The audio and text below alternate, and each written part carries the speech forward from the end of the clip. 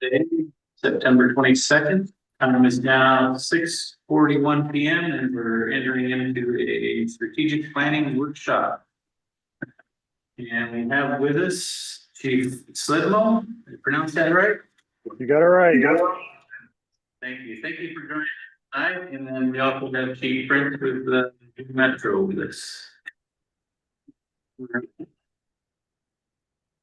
So, start off our strategic planning. We basically pass these out real quick here. Just some items that need to be covered under strategic planning. I think we talked about these last strategic planning, there's the different items, things that we'll need to discuss. So these don't all have to be discussed today, obviously, and we brought it up in our general meeting, utilizing part of that consultant report from 2020, which did answer some of these as well. So, where do you want to start with this today? Chief Levels time getting we had a conversation, he is aware of us. His role is to be able to consider database and movement structure, establishment process. So I think over the board's in to share by us know where we are his opinion, and yes, I think we should do it how we can move forward. Does this sound good to you, sir? Okay. I can hear you very clearly. I could barely hear Tom. What I think he said was that he and I have had some discussions, and I think that you want my some thoughts from me or my 2 cents worth or something of that nature. Does that sound about right? You nailed it. Okay, good. So I'm gonna throw some things out there because clearly you know your business much better than I know your business. But as I understand it, what you have is a fire district that is stood up on paper, and you have some cash from a grant from the state farm from the state of Oregon, and you have a board of dedicated board members, and you have an idea that you would like to take what this is right now and move it forward into something different. Does that sound about right so far? Sure. Yeah, sustainable and different. Yeah. Okay. So,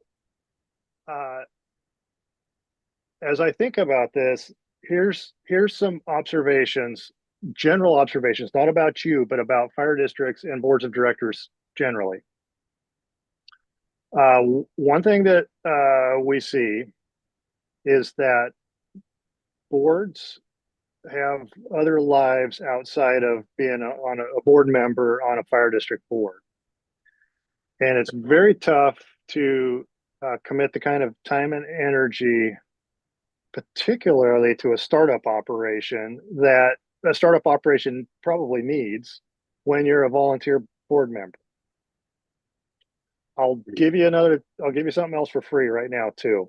Whatever decision you make is going to be wrong in somebody's eyes, and or different, or there would have been a better way to do it, or something of that nature.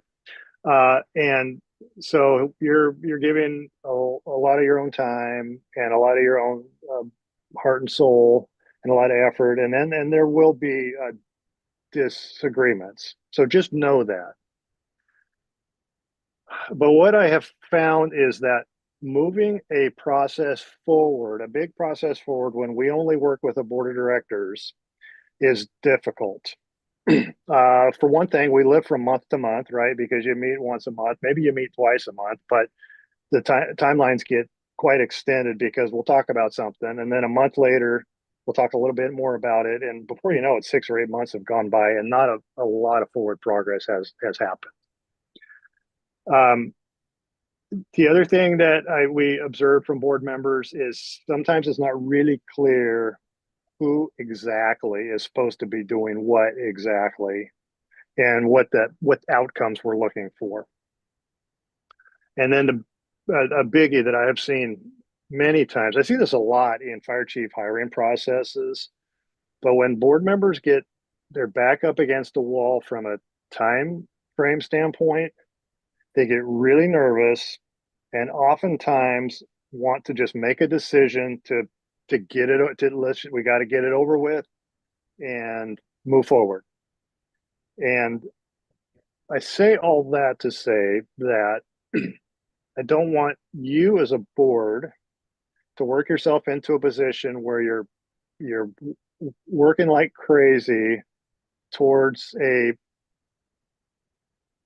maybe I'm going to say vague goal, and I think that it's probably in your minds it's not a vague goal, but there's a whole lot of pieces to it that need to come together, and the clock is ticking, and I would hate for you to get to a point 6 months from now or a year from now when frustrations are high, or maybe anxiety is high, or maybe it just feels like a decision needs to be made, and a decision gets made that may not be what you really truly feel is the right decision because time pressure is against you. So, with that backdrop, one of the things that Tom and I talked about was would it be beneficial for you to hire? And I think you're going to have to, if talking about this position, you will have to pay some money for this.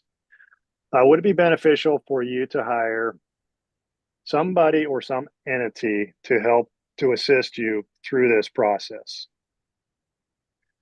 And I've thought about it a lot. SDAO can help you with many components of whatever what you're trying to do, what you're trying to accomplish, but SDAO can't do this whole thing. Can't turn you from 5 of you sitting in a room with no fire department except a piece of paper and into a functional fire district with fire stations and people and equipment and a budget and in revenue and all of those things. It's going to take some more dedicated time than that. And so, a question: should you have an interim fire chief or a interim project manager type of person, somebody to get this thing off of the ground? In my opinion, that would be very helpful. Yes. Question is who, not naming names who, but what type of person should that be? One thing that has been done is districts look at partners and say, hey, will you help us out? And we see partnerships happen all the time. We all know that there's a partnership right now between Jackson County Fire District 3 and Fire District 5 up in my area, up in the north part of the state. That is frequent where districts will partner together. That's not a bad idea. Anytime that happens, the person assigned to this project, your project, typically has 2 masters. And in my opinion and my observation, the master that wins when time is of the essence, or when there's 2 things that need to happen at the same time, is the person that's signing the paycheck. So I say that to say that if you were to partner with somebody locally to say, hey, could you, and there's some agreement, could you help us move this thing forward? You'd want to be very clear on the parameters of what that looks like so that you don't have somebody on paper, but in reality, you're not getting much out of the deal. Another option is that you, the board of directors, hire somebody, and by state law, ORS 478, you're allowed to do that, and you're certainly allowed to hire a fire chief. You're also allowed to hire what the state law calls assistants, an assistant, but it doesn't define what that assistant is. We have seen districts where the assistant literally is like an admin assistant that takes notes and does paperwork, that sort of thing. There's a well-established, long-standing case in Central Oregon. Deschutes County Fire District number 2 has a district manager. This person is not a fire chief. As a matter of fact, Deschutes County 2 doesn't have their own fire department. They have a financial agreement with the city of Bend, and the city of Bend is their fire department. But the district has their own district manager. Now, it just so happens the district manager currently is a retired chief level fire officer. In previous years, their longstanding district manager was not a fire officer, so that wouldn't be a necessity. In my opinion, it would be helpful if somebody had chief level experience in a fire district. But you, as a board, could hire an assistant, name them anything you want to name them, district manager, whatever, interim district manager, something like that, and give them the marching orders of, this is your job. Your job between now and such a time is to help us craft a plan for moving forward.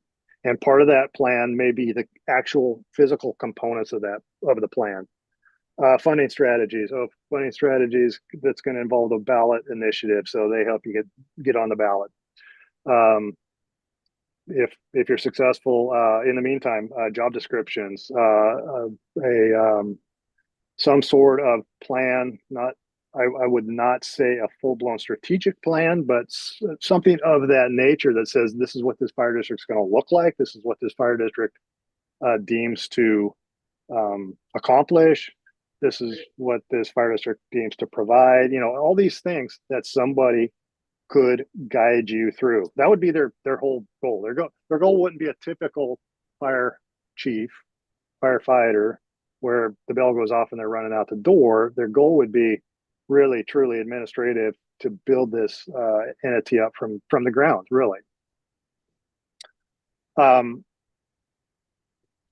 There are several people out there that I think are logical that might be interested in this. Some of them actually have experience in doing this in the past. Some of them maybe haven't done exactly this, but I think it's well within their wheelhouse.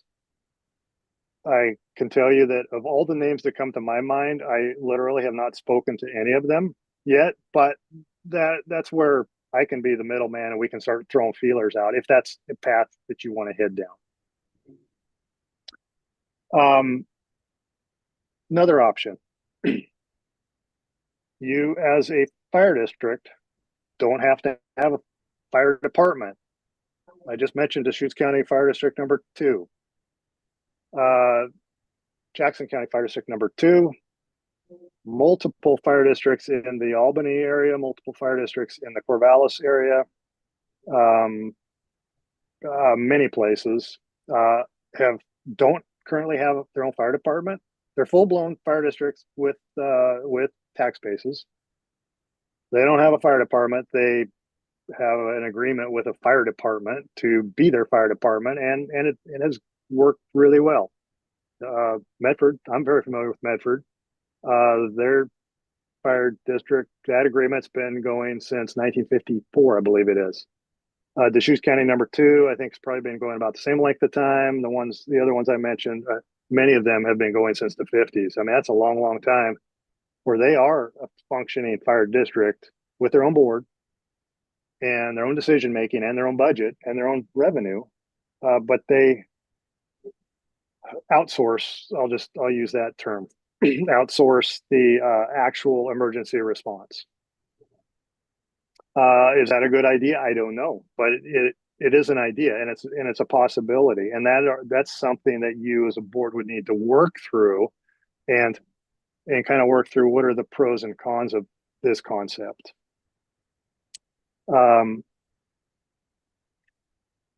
You don't have, I know that you got some kind of one-time money. My understanding is you don't have continuous money. Money ends up being a big focus of many fire districts, like where are we going to get money from and how do we get more? And in some cases, I believe it becomes more of a focus than what it is that we actually are supposed to be trying to accomplish. But it is an absolute necessity. And so money is something that you're going to have to talk about.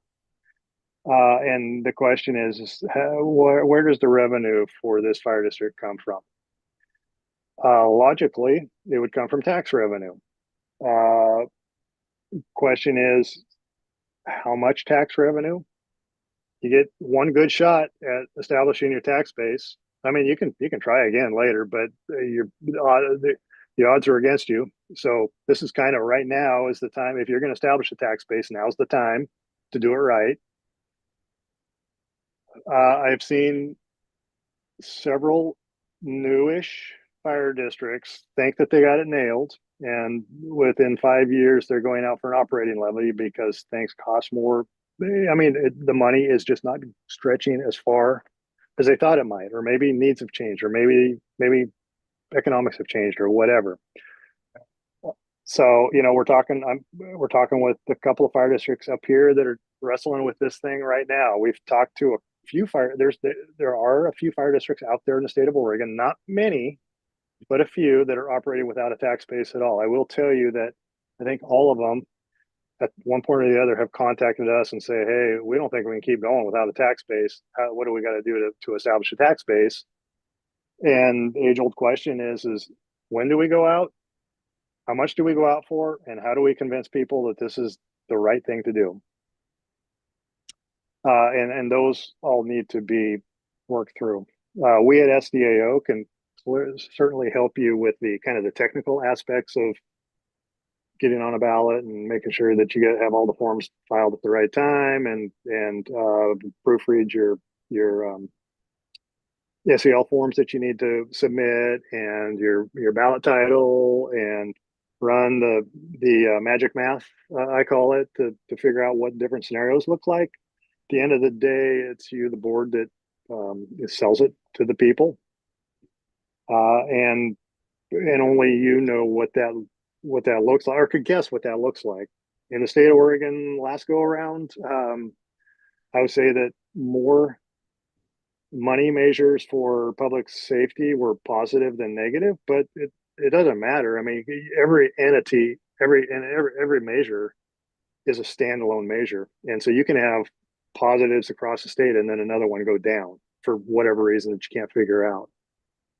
The last place that I worked went out for a bond right before I retired, and we passed. 4 or 5 years later, they went out for a levy and they got absolutely obliterated. I mean, it wasn't even close to being yes. And presumably, and the population hasn't really changed. It's kind of the same people that are voting, so it's hard to predict, but these are things that happen.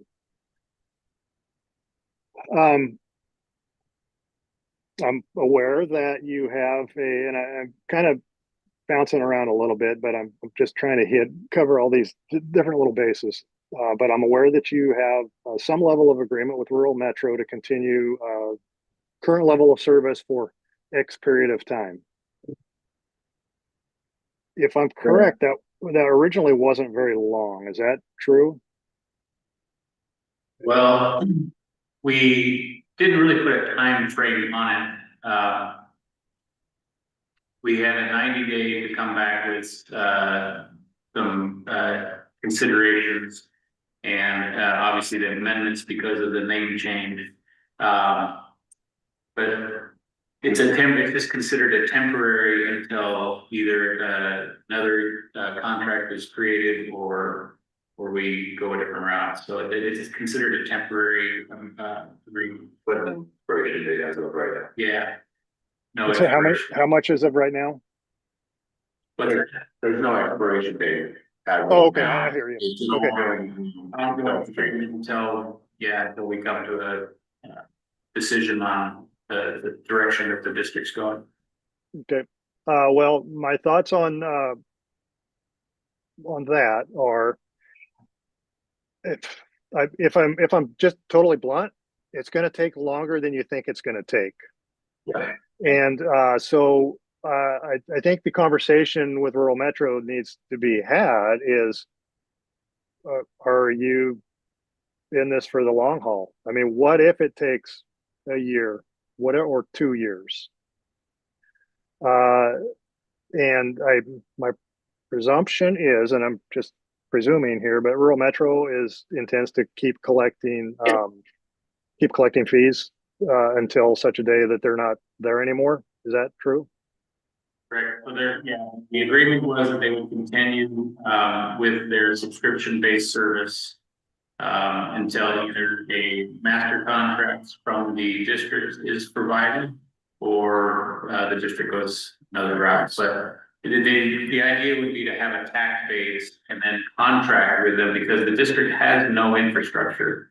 So if a tax base was established, then the idea would be, if the board decides to go that route, it would be a master contract with them to provide the service until a much later date. And that would be to be determined years from now, but probably another. Yeah, sure. Yeah. Okay. That if you would ask my opinion, that's what I would advise, because you're in no position now to say, see you later, rural metro. We're going to take over. Even if your tax base came in tomorrow, it still is going to take time to stand up a fire district. Or if I can interject that thought, one of the positives that this has brought to this district in the last few months that we haven't had in the last years, and you probably can remember this out of being at Medford area, is that any other private agency could come in and start providing their own service for subscription base. Now that we have our special district, we have control of that where there's not going to be a competitive agency coming in. And I believe that it's going to allow rural metro to focus on their all hazard response versus trying to worry about who. So I see a big positive in the fact that the district was formed. Now it provides the protection to allow the current standing to stay place. Yep. If you look back. Yeah, that makes sense to me. And my understanding is the district that was formed takes in essentially all of unincorporated Josephine County that's not in some other district. Is that correct? Correct. Okay. It's roughly 326 square miles. Okay. And when you have conversations with rural metro, are you primarily talking to rural metro local, or are you in communication with corporate as well? We deal directly with rural metro local at this time, but they obviously go and take what they get from our meetings and then take that to their corporation, corporate entities, and then bring it back to us. So the conversations that we've had with them have all been here locally. Yep, and I think I've heard that Austin's in the room right now. Yes. Yeah. So I say this with sensitivity to the local rural metro, but corporations will do what they believe best behooves their bottom line.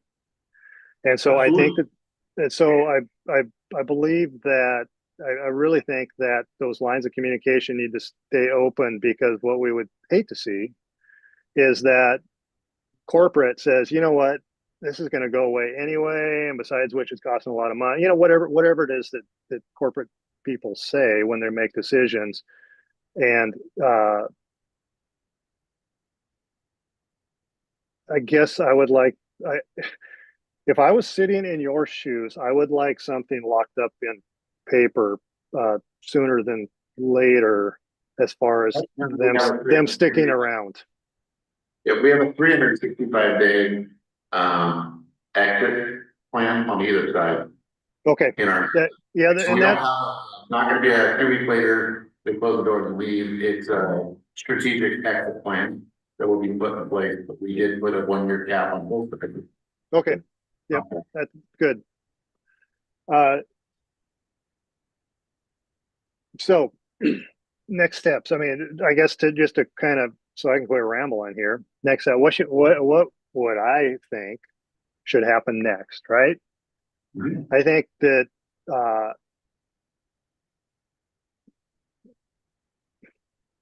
I really think you need to bring somebody in to help you, do this thing.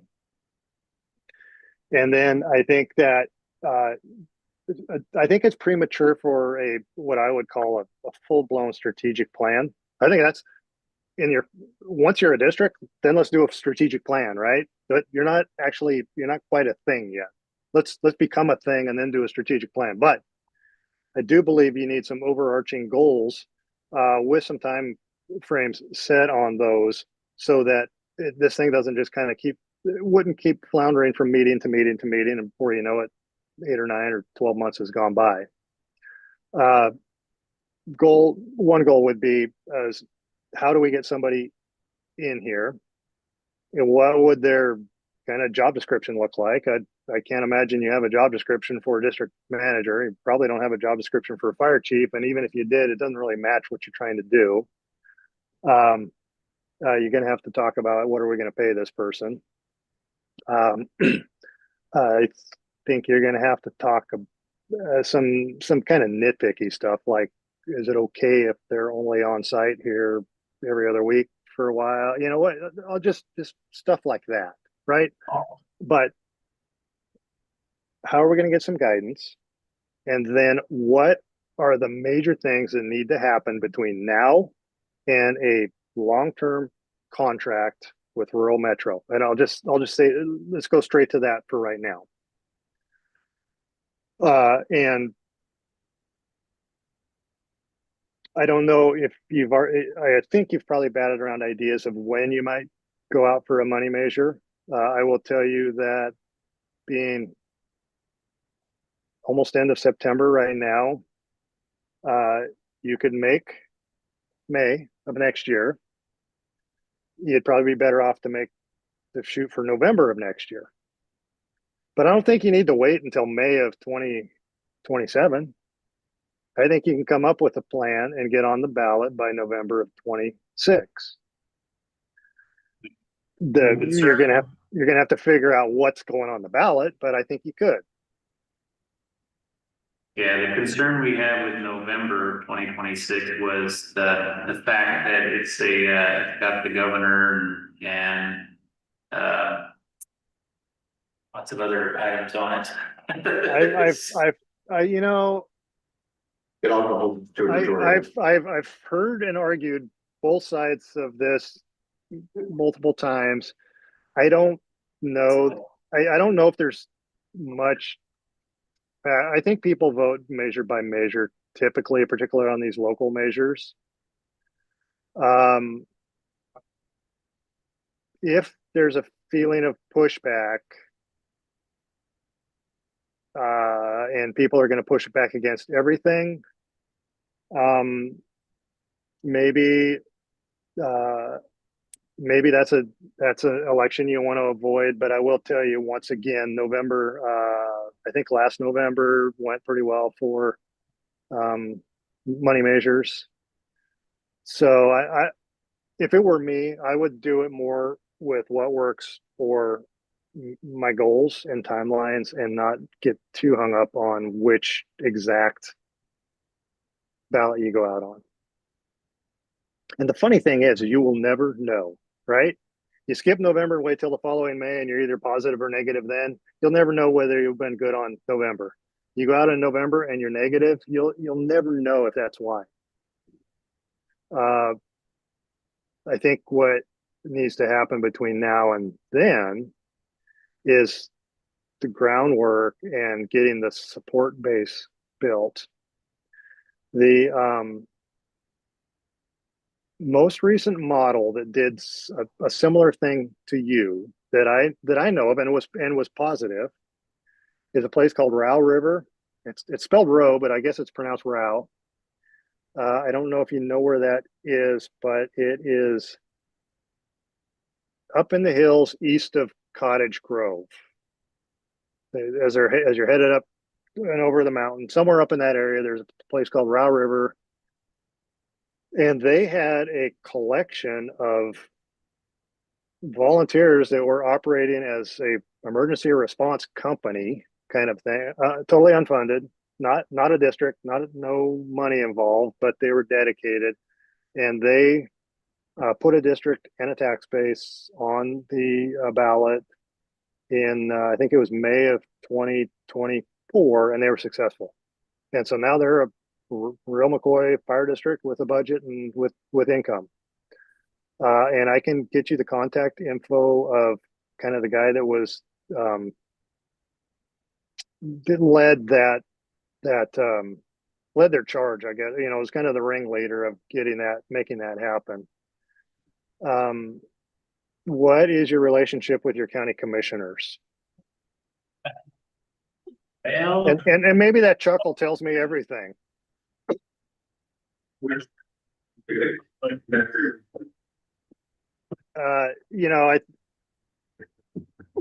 I think that getting county commissioners on your side is very helpful.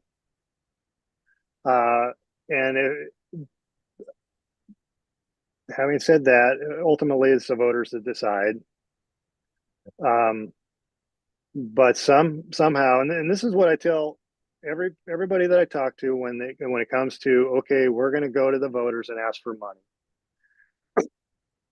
What I say to them is explain to me, a voter, a taxpayer, how does me giving you more money out of my pocket make my life better? And if you can't do that, then you have a tough sell. If you say, well, tell you what, we're going to raise your property taxes by, $1,000, which is maybe a logical number that a fire district would generate from a house. And you're going to get, when you dial 911, you're going to talk to the same person you talked to today without paying $1,000. And when they dispatch somebody, it's going to be the same exact fire trucks and the same exact people and the same exact about length of time to get there. And they're going to operate, exactly the same as they operate today, but it's going to cost you $1,000 more bucks. Where's my incentive to vote yes on that, except for the goodness of my heart or believing in that there's a greater good or something like that. So those are things that you need to wrestle with. And I think those messages can be crafted, but they need to be, and somebody needs to help you do that. yeah, ideally, if the district could come in lower than the current subscription rate, then it would be a benefit to the homeowners. Yeah, that's certainly a selling point, and not to get too bogged down in the weeds, but what is the current subscription rate? $1.94 per thousand. Okay, and have you calculated? I assume you've calculated what that equates to in a tax base. Yeah, roughly. But in talking with our county assessor, with the border that we currently have, we're roughly about 390,000 for every 10 cents. Is what would be generated in a tax base. So for every 10 cents we do, it would be 390,000.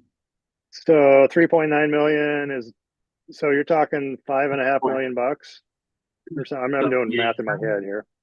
Yeah, so currently the rural measure would be roughly 7.5 at $1.94 per. I see.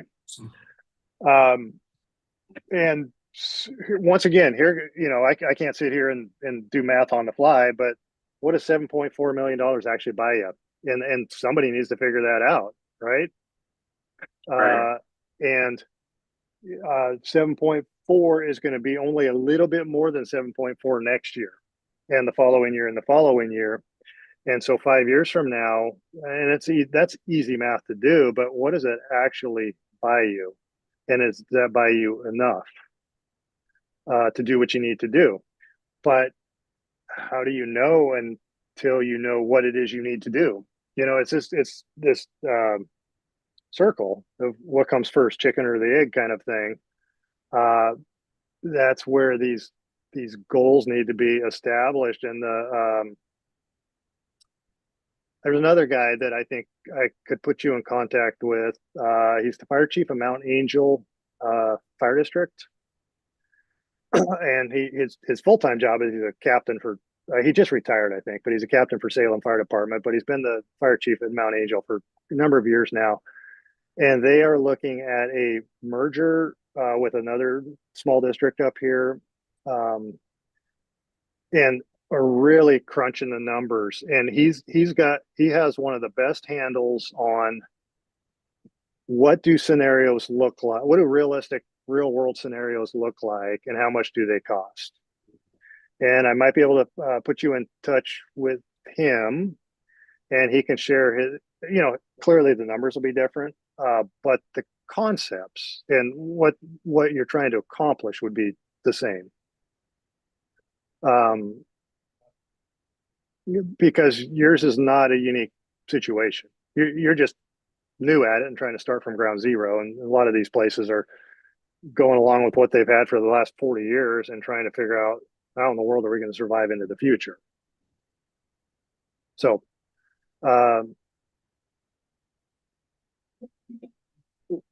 what I think you need to decide, what do we want to do? Do we want to bring somebody in to help us move forward?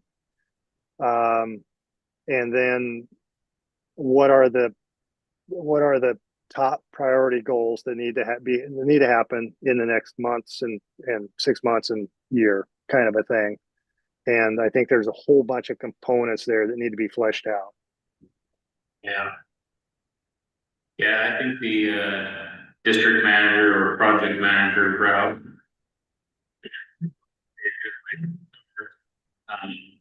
And then maybe work that into a contract position so we don't have any actual hiring concern.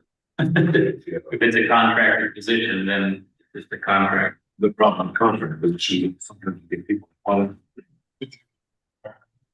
Yeah. they can't do it. Who do you have for legal counsel right now?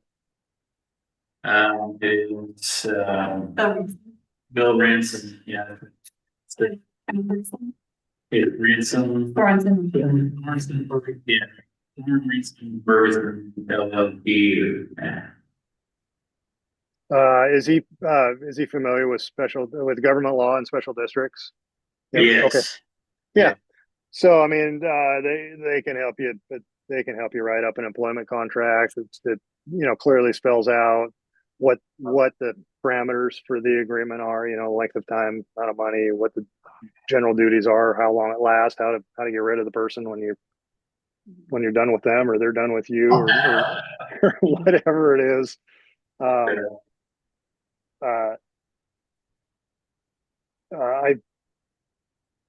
There's a stack of names of people that might be interested and might be good for you. At the end of the day, you as a board would have to talk to them and decide, are they going to work for you? And, is it going to work? And we at SDAO don't do that. We kind of introduce the parties and then step back and let you work it out.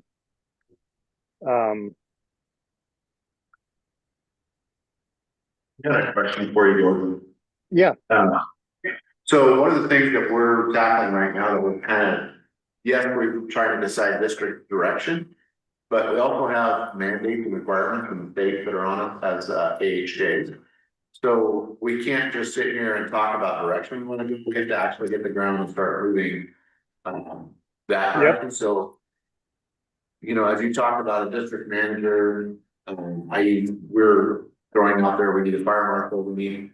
In our special situation, contracting with a private organization, they don't hold the jurisdiction or the authority of the state. Yes. Yep.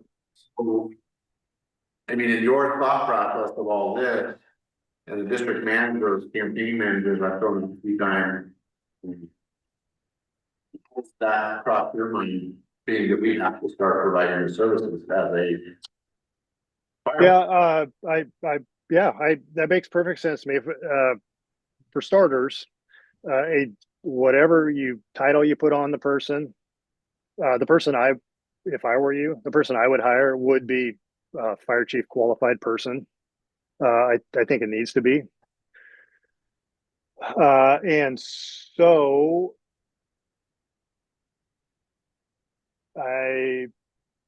So a fire chief qualified person, but making them a district manager. yeah, and I'm just thinking about the AHJ and fire marshal. Well,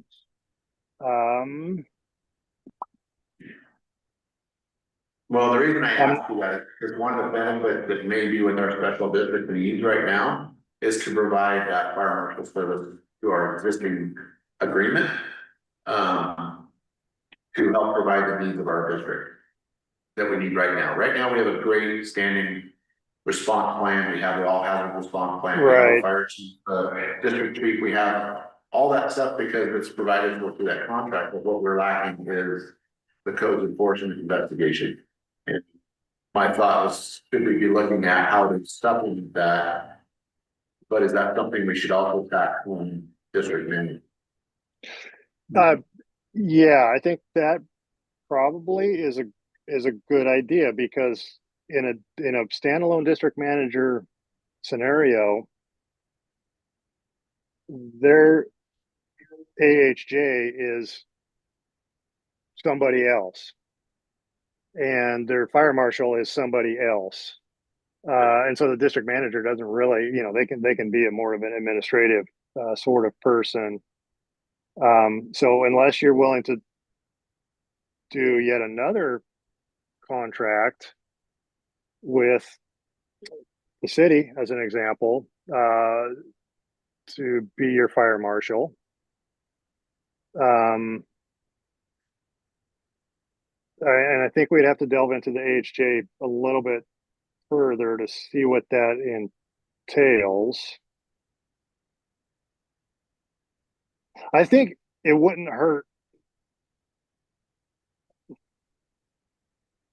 I think it wouldn't hurt to have a fire chief. The duties aren't going to change, right? What they actually functionally do are probably not going to change based on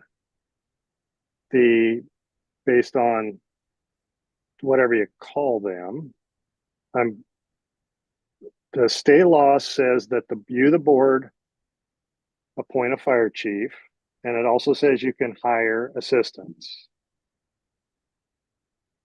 I think we need to look into that a little bit more. I think you bring up a good point, and we would have to look into that a little bit more. But well, the default fire marshal is the fire chief we have if it's never been. Yeah, absolutely. Yep, absolutely. And for a bunch of practical reasons, I think that whoever you consider hiring should be fire chief qualified person. There's some big picture thinking that somebody who isn't at that level wouldn't be able to probably excel at.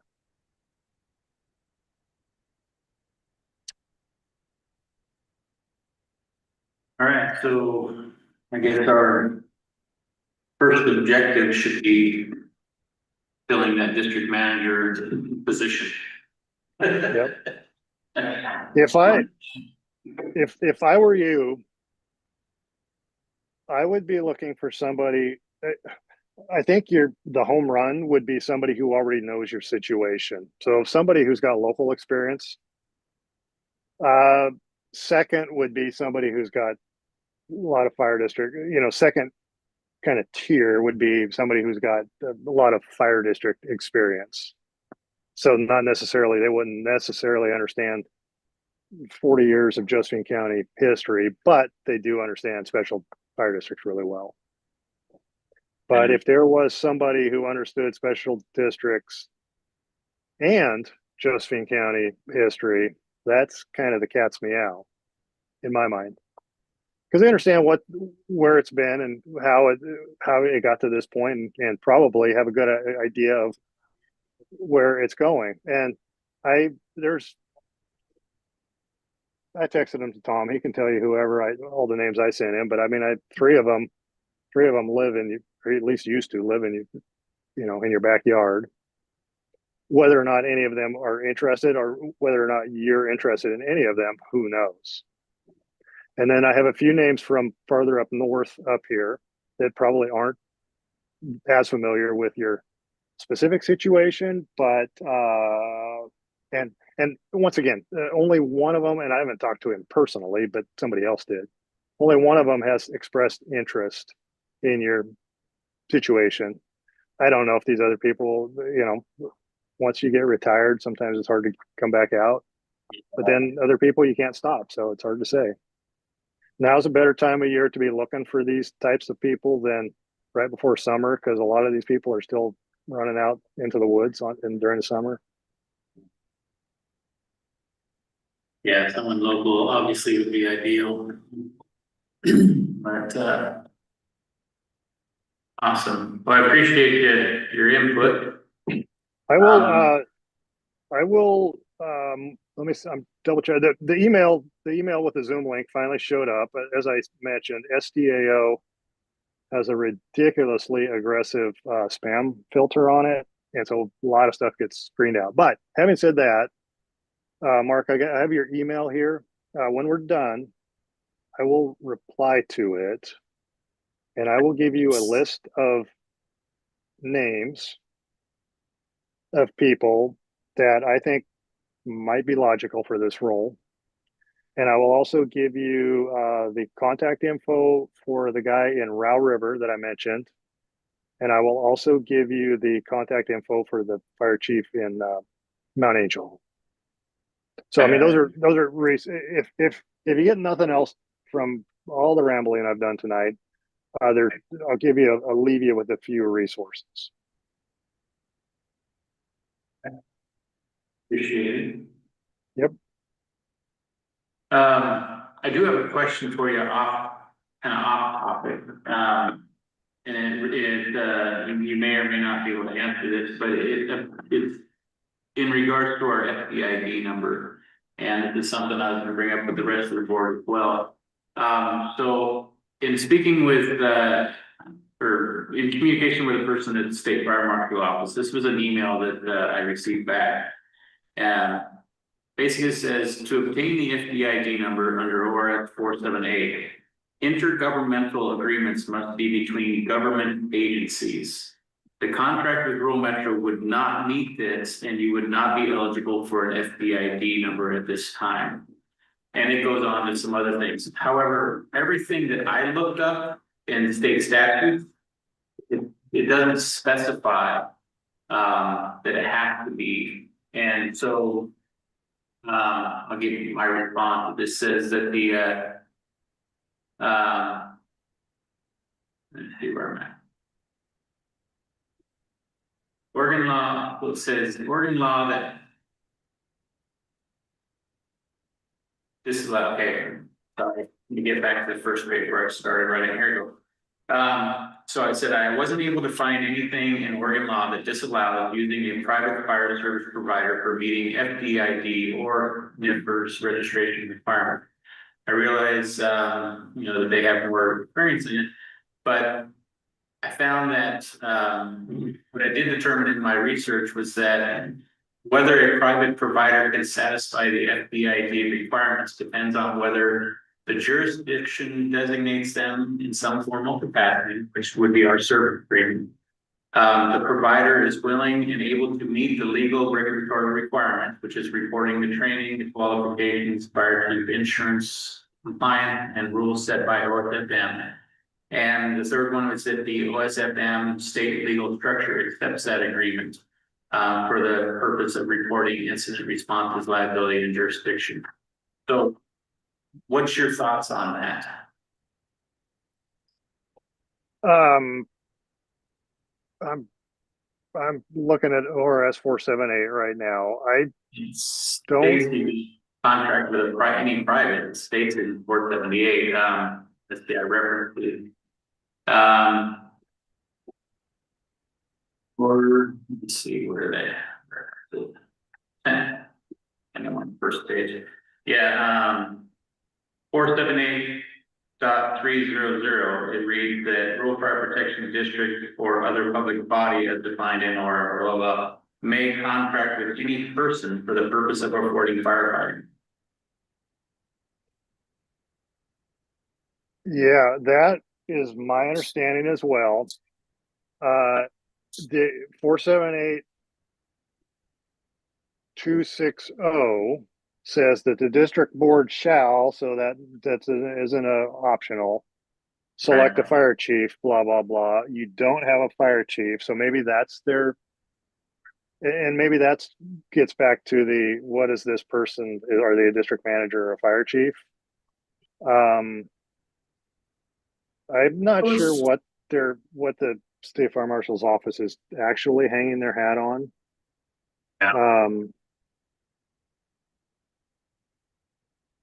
So But if I we think, were, all right, but well, it feels to me like if you had a fire chief, if I take 260 and what are the 300, and I meld those together, if you had a fire chief and you contracted with whoever to provide the service, then you have fulfilled the duties of the law. so And maybe that's what they're hanging their hat on, is that you don't actually have a fire chief. You have a contract with a entity that doesn't have standing under state law. if that contract included them to operate as the fire chief, would that, do you think that that would fulfill that need? I know that there are fire districts that are contracting with another district. I mentioned it earlier. Jackson County Fire District 3 and District 5, right? Right, but those are public entities, so. They are, but I would question from a legal standpoint what difference is there, and kind of make the state fire. If it were me, I would make the state fire marshal prove it on a, tell me, well, ORS blah blah blah, some ORS that you and I aren't thinking of says whatever it says, and that's why. Or is this just, this is the way we feel about it, and this is the way we've always done it? You know, you're in a little bit in uncharted, well, more than a little bit. You are in uncharted territory here, and so I'm not sure that they actually have any precedent for making this decision. So I would, if it were me, I would say, I would ask them to explain it fully in what law they're hanging their hat on, and then go further and say, look, if we had a fire chief, would you be okay then? And then maybe that's just the easiest way to solve the problem. Yeah. There was one other thing. I mean, I'm just going to say this right now because it just popped back in my brain. I thought about this earlier today.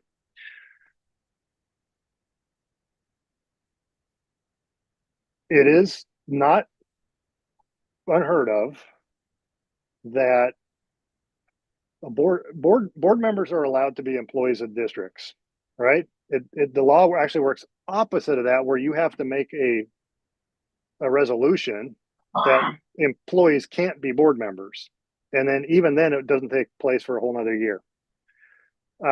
You clearly haven't done that because you just are a thing now, but an option is that a sitting board member, and it seems to me that there's a bunch of experience sitting at this table, could be that person or could be the fire chief. And there's 2 cases recently that I know of where one case was actually over in Klamath County. It happened to be a 911 district, but the principle is the same. The 911 district needed an executive director. Actually, we did a executive director hiring process for them, and it was taking forever. One of their new board members had previous 911 and management experience, and so took over as the interim director while the process was moving forward. And that's legal and that's allowable. There was a fire district, and I hesitate to say which one it is because I think I can remember, but I can't exactly remember. But it doesn't really matter. Where they lost their fire chief, I think they and their fire chief decided it was time for him not to be the fire chief anymore. And one of the board members who had previous fire experience, in this case, resigned the board and became the fire chief. I don't know what their policies were and what their rules were, but certainly you could be looking inside for this person as well. Just a thought, and I'm not saying it's the best thought, but it is a thought that came to me. We did talk about appointing a temporary fire chief from the board as that way we have one until we actually hire. Yeah, and you can do that, and I mean, of course that person has to agree to it. You could do that at a volunteer basis as well, right? We want to hire this fire chief. All in favor say for $0. All in favor say aye. You get 3 of you to say aye, and that person is it. And maybe it's just maybe it truly is an interim until you get the next person there or whatever. But I think you have quite a few options. All right.